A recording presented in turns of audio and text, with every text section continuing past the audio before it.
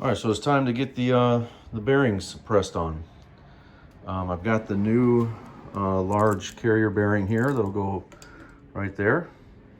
And how I'm going to do that is I'm going to take the old inner race that we cut off, and I'm going to line it up perfectly with the other inner race like that. And then I'm going to take my third plate, put it on top, and then press all this together. And it's all these bearings are what they call press to stop. So you basically just press with your hydraulic press down until there's a high rise in pressure, and that's it. You just press it to stop, and then you're done.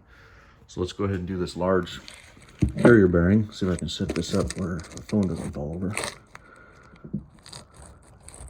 I really, like I said, I don't really have like a professional camera set up here. Let's see if that holds. Okay, so let's put this in the press like so. We'll just line it up so it's relatively straight, and we can fix that here in a minute.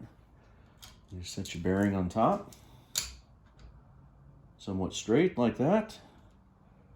Take the old inner race, put it on there like this.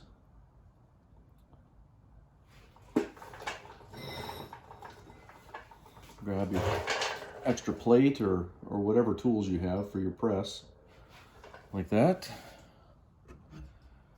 And then we'll make sure this is tight. And then we will start operating the press here.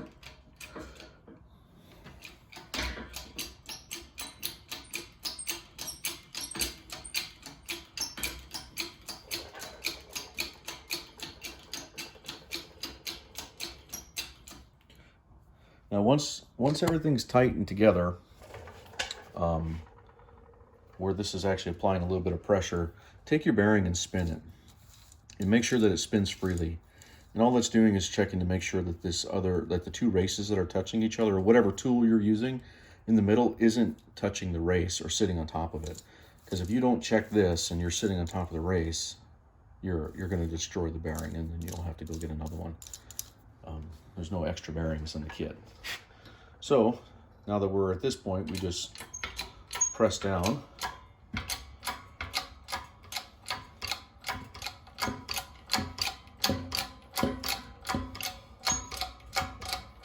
Sorry if the camera's shaking. Until there's a high rise in pressure. This particular press doesn't have a gauge, but you can feel it in the handle when there's a high rise in pressure. And then once you have that all the way down, here I'm going to set the camera back down so we can get it set back up here. Just take the pressure off. Press will come up. Take your plate off. Take your race off. And now you have a brand new large carrier bearing. One very important thing, now that you have a brand new bearing pressed on, looking good, is don't ever set the carrier down on a table without setting it inside of the race. So in order to flip this around, in fact, I'm going to bring it back over here. You're going to want to set the carrier upside down inside that race. That way the weight and all your working weight isn't sitting on the cage on the table. So let me grab this thing real quick out of here. Like so. Let's see if we can set this guy back up. Okay.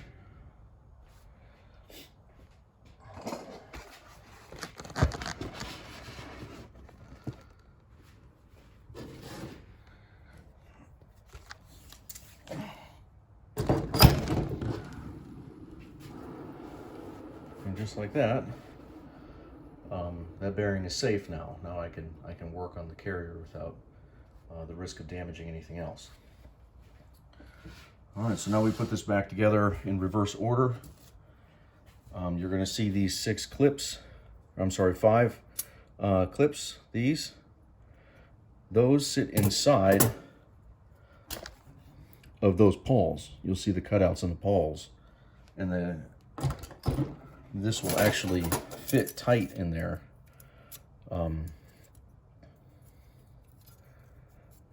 Make sure, and I mean, this isn't really that important to be lined up perfectly because it does rotate in there. I just like taking things apart the same way they came off. You can, I guess, if you really want to, mark this plate on here, so then absolutely everything goes back together the way it came apart. But you can put it on there however, whatever works. So let's try that. Let's see. Let's clean this up a little bit first. A little bit more.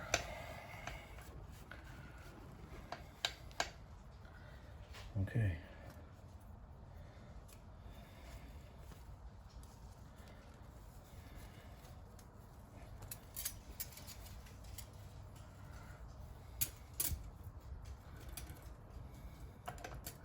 And you have to push down, but make sure you push down with even pressure until it clicks into place. And then once it's clicked into place, then you know, push down on each pawl and make sure that there's no binding, nothing was bent, that everything goes back together and it works nice and smooth. That this slides around nice and easy, so none of the triangles are bent. And then just line up your marks, just like that. And we'll take the solenoid, we'll clean it up really good here. Now inside the solenoid is a phenolic, I think it's phenolic, spacer. So this spacer, if it falls out, okay, you're gonna have to make sure you inspect this thing to make sure the spacer's there, because it'll look like a shim. It may, you know, either not get installed or accidentally thrown away. So that absolutely has to be in there. That is what separates this from this plate as it's spinning, right? So then we find our groove. Right there's the groove for this pin. And we line them two up, and you'll see where the sensor is supposed to line up. And we'll put it in there just like that. And now all of that is where it's supposed to be. So you got the pin and the groove, everything's clean, the plate is clean and good to go. So that's all there is to it.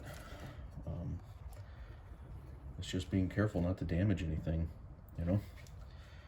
And now that that is together the way it's supposed to be, let's get this all the way down first, I guess.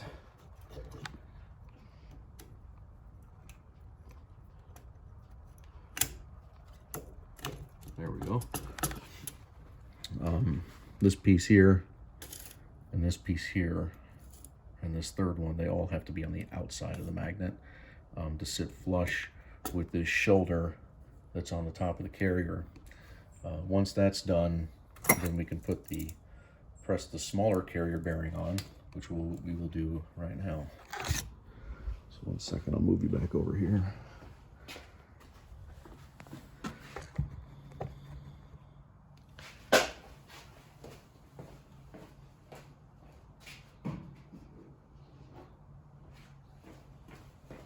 Make sure you have your bearing race for the bigger carrier bearing, so it can sit on the press without any problems. Looks like I need to adjust my press, so let's adjust it real quick.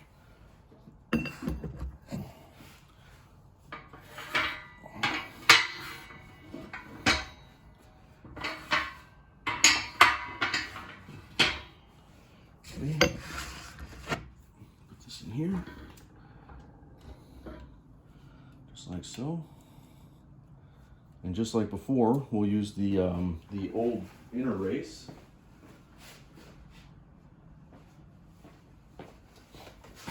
As a tool,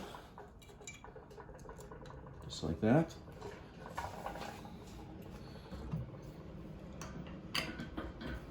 Let's get the press down there.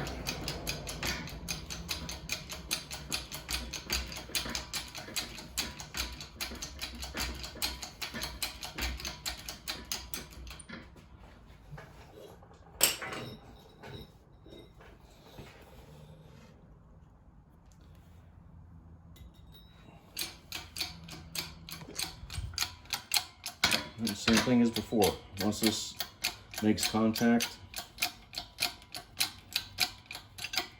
I'll scoot it over so it's in the middle. There you go. Once this makes contact, then we will make sure that right there, make sure our race is loose, so we're not making a mistake here. And then we just press the stop.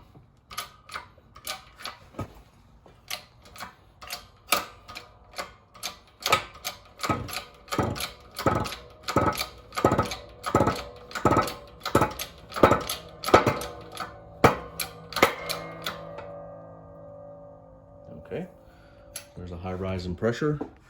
Once you get the high rise in pressure, or if your press has a gauge, I don't, you'll notice it on the gauge, but you can raise this up now. Take the plate out, take the inner race out. We have a brand new bearing. We have a free moving solenoid assembly, and she's good to go. Let's move this back to the table quick.